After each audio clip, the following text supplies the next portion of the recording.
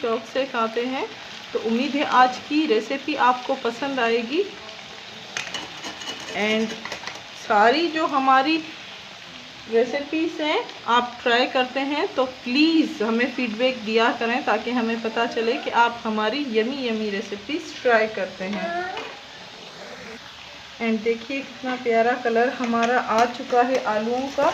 अब हम इसमें मसाले वगैरह डाल सकते हैं।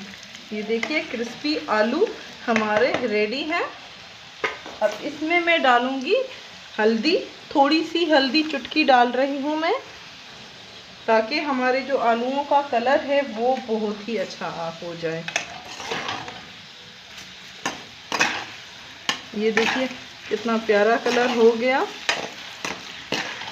एंड अब इसमें मैं डालूँगी